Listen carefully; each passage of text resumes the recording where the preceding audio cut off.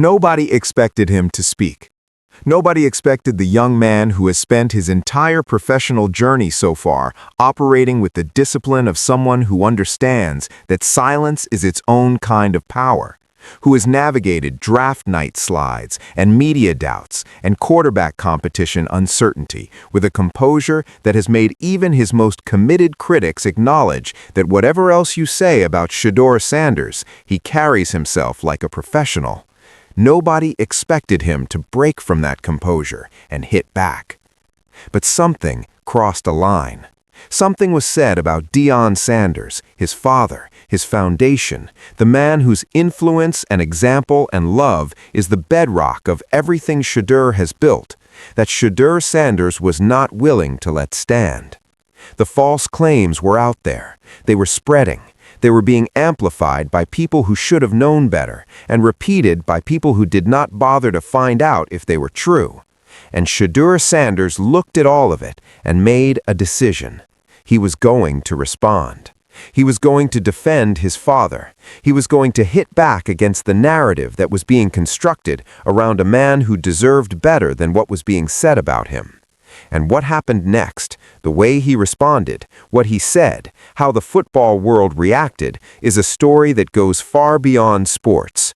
It is a story about family, about loyalty, about what it means to stand up for the people you love when the world is being dishonest about who they are. To understand why Shedeur Sanders' decision to hit back against the false claims being made about his father is as significant as it is, why it resonates beyond the sports news cycle and touches something deeper in the people who have been following this story, you have to understand the relationship between Shedeur and Deion Sanders.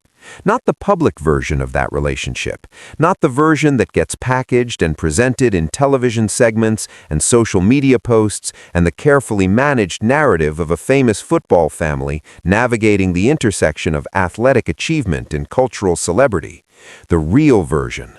The version that is visible to anyone who has paid close enough attention to the full arc of this story, from the Colorado years, through the draft process, through the professional journey that is now unfolding in Cleveland, and who has allowed what they have seen to tell them something honest about the bond between a father and his son. Deion Sanders is, by any reasonable measure, one of the most remarkable figures in the history of American sports.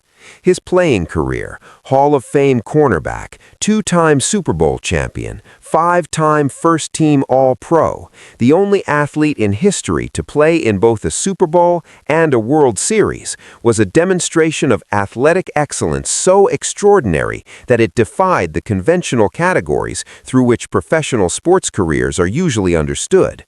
He was not just great, he was transformative.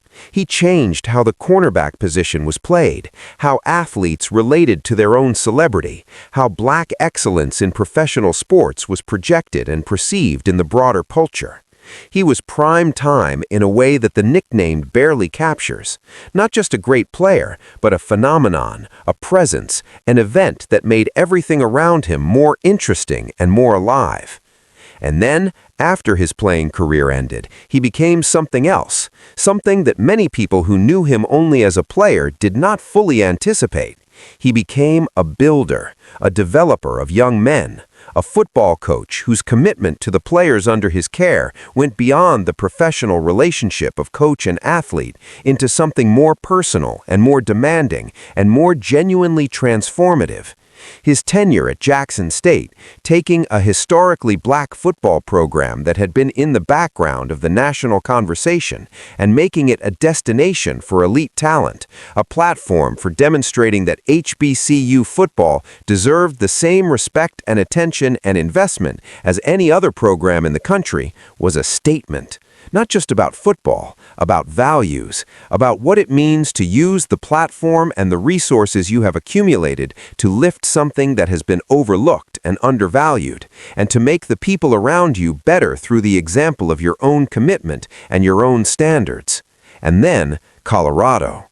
The arrival at the University of Colorado that was, even before a single game had been played, one of the most talked about events in recent college football history.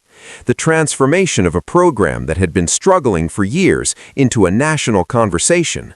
The games that drew television audiences that college football had rarely seen in those time slots. The recruiting classes that reflected both his vision for what Colorado could become and his ability to attract talent that had never previously considered the program.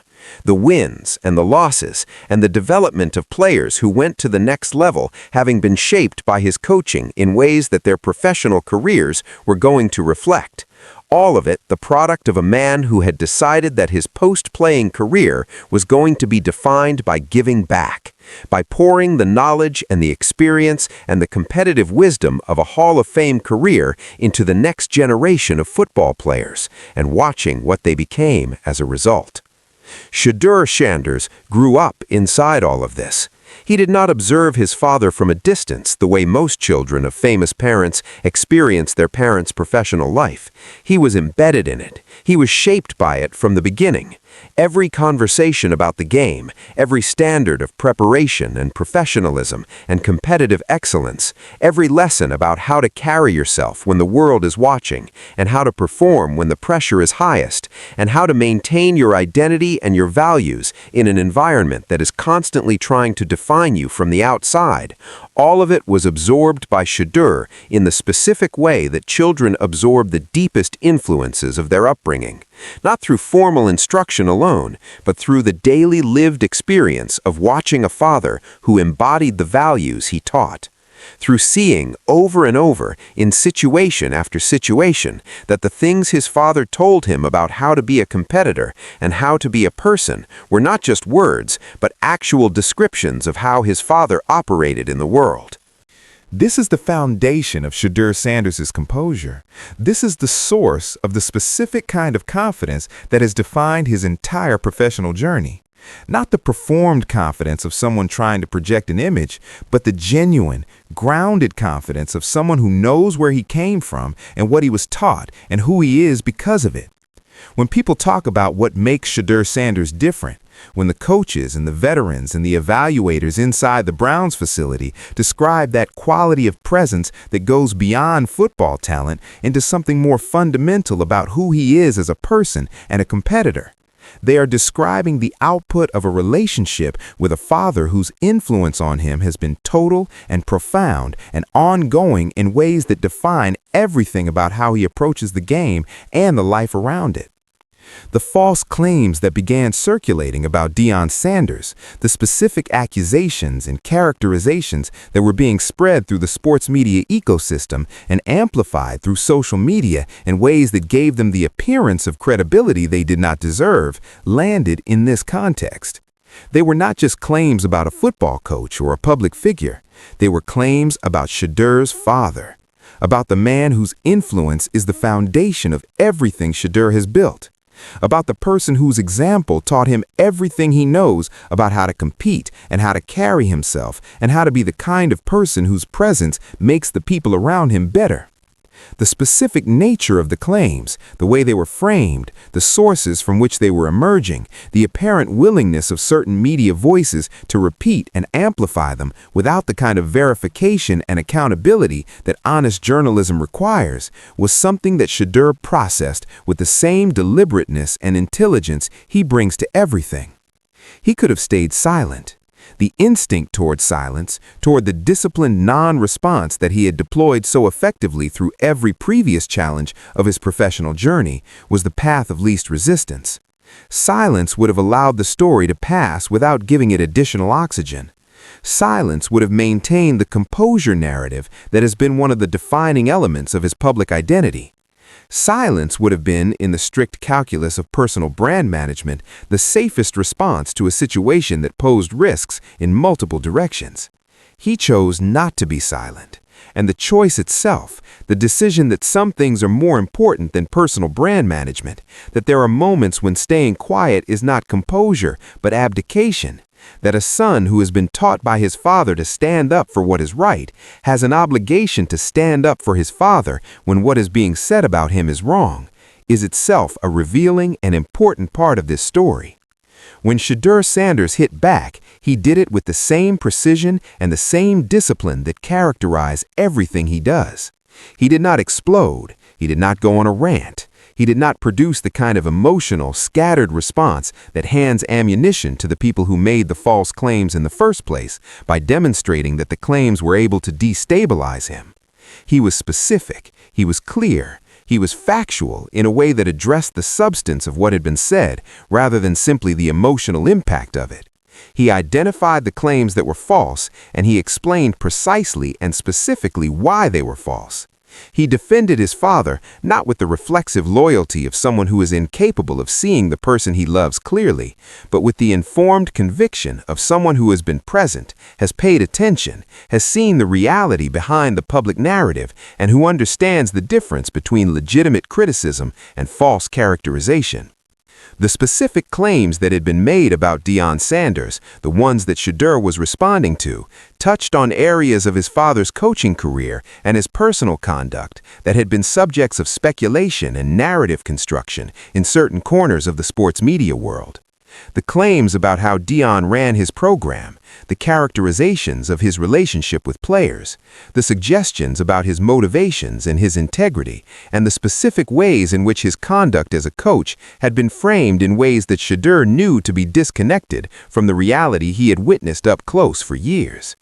These were not minor mischaracterizations that a reasonable person could attribute to the natural imprecision of sports media coverage. They were specific, and they were damaging, and they were being treated by certain voices as established facts rather than what they actually were, claims that had not been substantiated by the evidence available to anyone who was willing to look at that evidence honestly. Shedeur's response addressed each of these areas with a directness that surprised people who had come to expect the managed, carefully composed communication that has characterized his public presence since before the draft. He spoke about what he actually witnessed, not as a son defending a father reflexively, but as a person who was present and who saw things and who has the credibility of direct observation to draw on when claims are being made about a reality he experienced firsthand. He spoke about the players his father coached and what those players have said about their experience, the testimony of people who were there, who worked with Deion directly, whose professional development was shaped by his coaching, and who have spoken in ways that directly contradict the characterizations being spread. He spoke about the standard his father sets, the demands he makes of himself as a coach, the accountability he holds himself to, the commitment to the players under his care that goes beyond the professional relationship into something more personal and more genuine, with the specificity of someone describing something he has observed repeatedly, rather than something he is simply asserting. The football world's reaction to Shedeur hitting back was immediate and significant. The people who had been watching his professional journey with genuine interest, who had seen the composure and the discipline and the focused professionalism that had defined his time in Cleveland, were struck by the fact that this was the moment that broke through the composure. Not the draft slide, not the quarterback competition, not the media doubts or the evaluation uncertainty or any of the professional pressures that had been applied to him over the course of his journey to this point.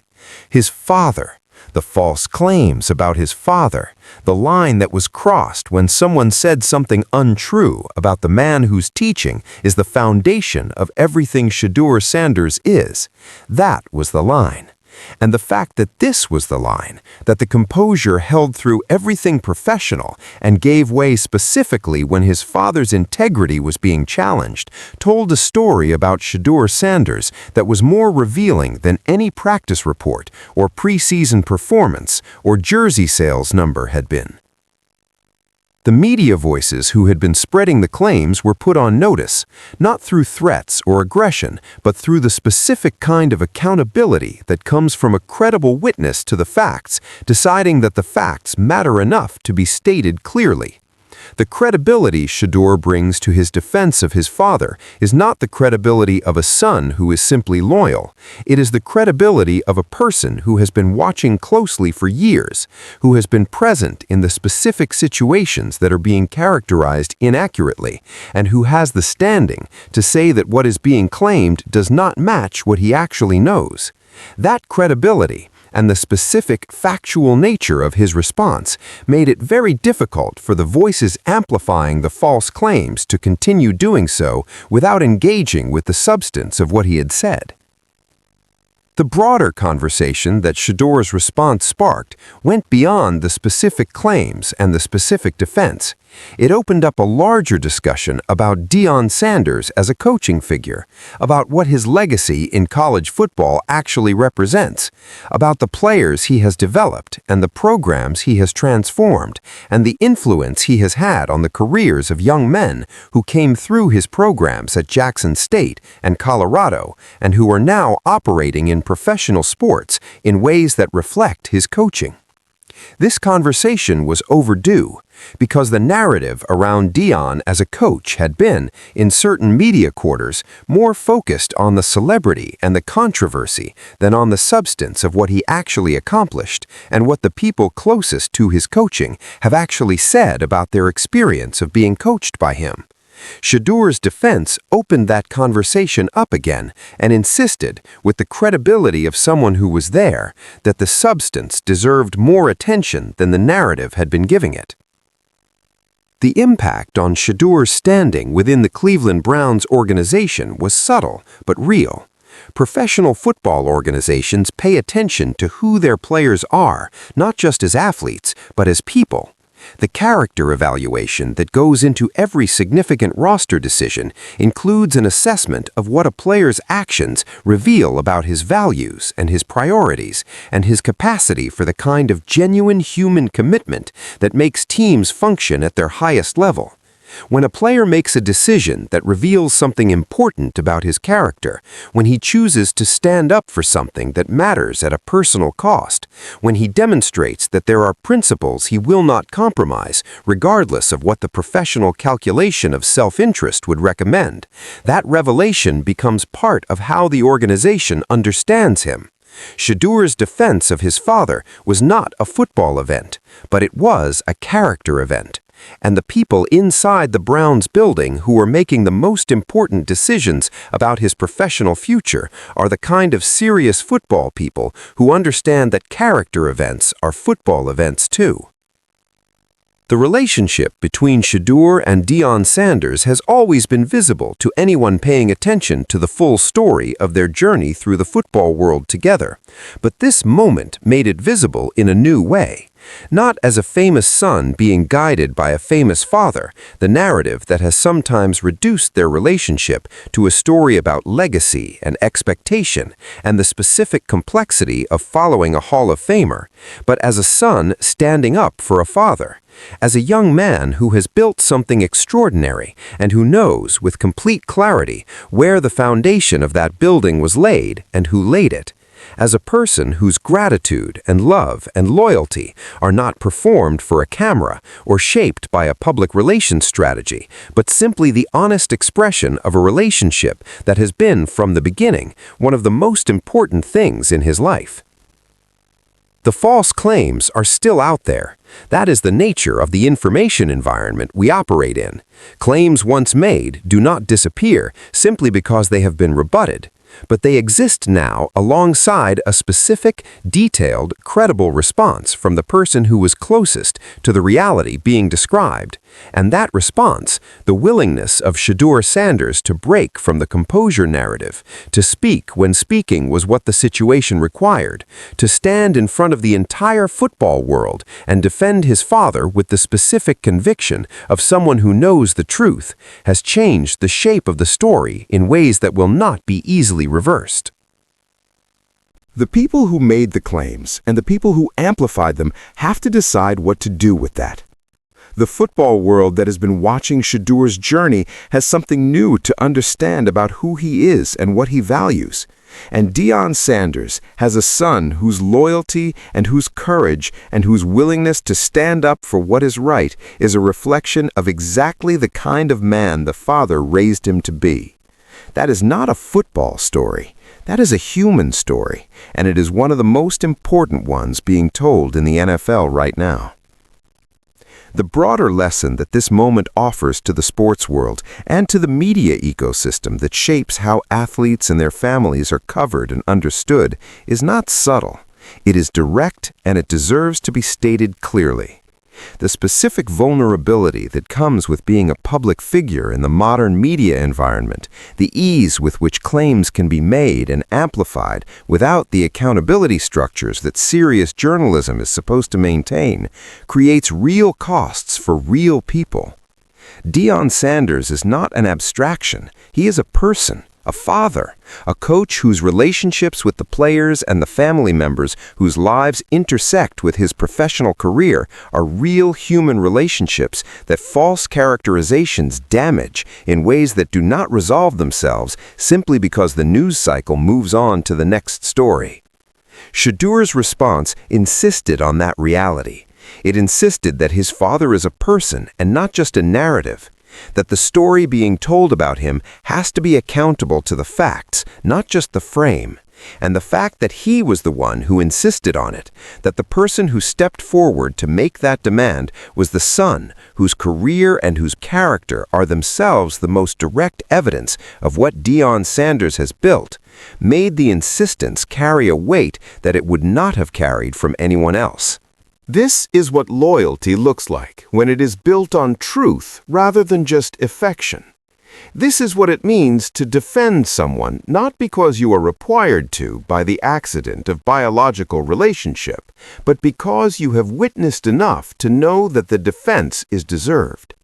Shedeur Sanders knows his father. He knows the truth of who that man is and what that man has given and what that man deserves from the world. And when the world got it wrong, when the claims being made crossed the line from the ordinary imprecision of public discourse into something false and something damaging, Shedeur Sanders made a choice. He chose his father. He chose the truth. He chose to say what needed to be said, regardless of what the professional calculation recommended. That choice is who he is, and in Cleveland, in the building where the most important decision of his professional life is being made, the people responsible for that decision are watching, and they are seeing something that goes deeper than arm talent and processing speed and completion percentage. They are seeing a person, and what they are seeing is good. Some moments in a public career reveal more about a person than years of ordinary performance. Shedeur Sanders hitting back against the false claims about his father is one of those moments. It revealed loyalty. It revealed courage. It revealed the specific kind of character that knows when silence is strength and when silence is abdication, and that chooses correctly between the two.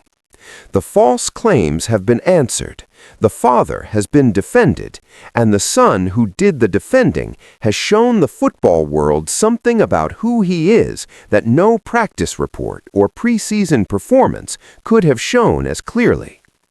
Disclaimer: based on publicly available statements, media reports, and ongoing developments as of April 2026, for entertainment and informational purposes.